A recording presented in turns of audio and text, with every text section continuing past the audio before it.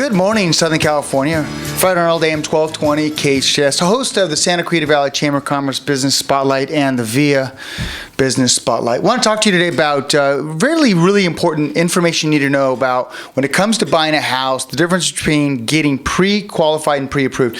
The reason why this is so important is because it could save you the frustration and the grief of getting a loan on time, but it could also help you negotiate a better deal when it comes to buying a house.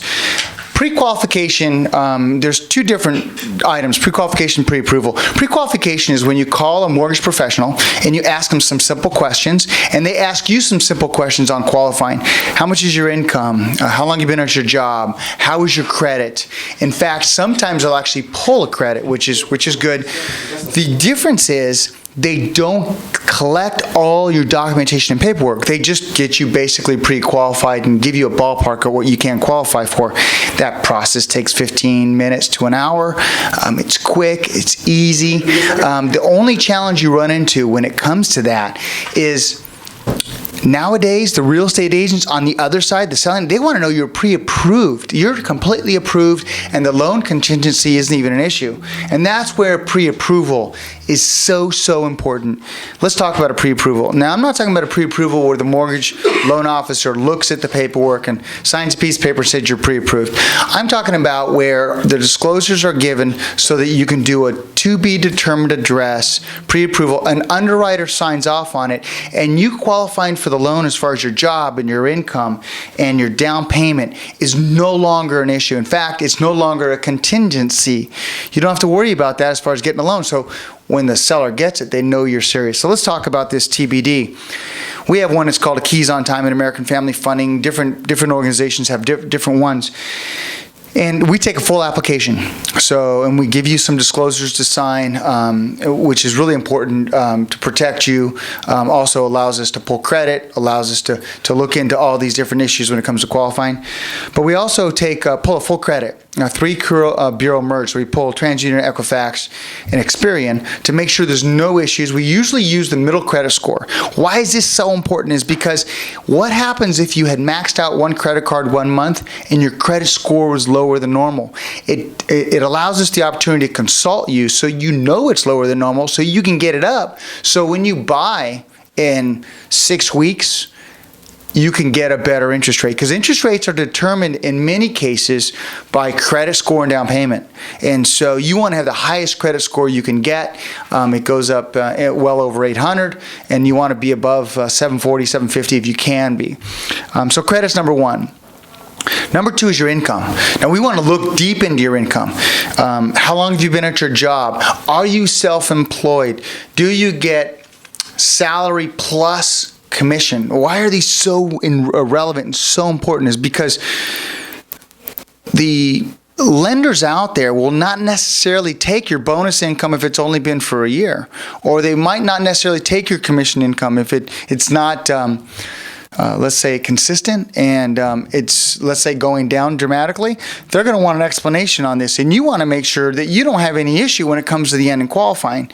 A good mortgage professional will analyze all that, and as long as you keep your job the way it is, you won't have any problems qualifying for income once you're approved. There's one thing I do want to explain, and that is some people go from being employed, and let's say they work as a salesperson, and they're employed and they're selling and they're making $100,000 a year, let's say, in commission, and they become self-employed.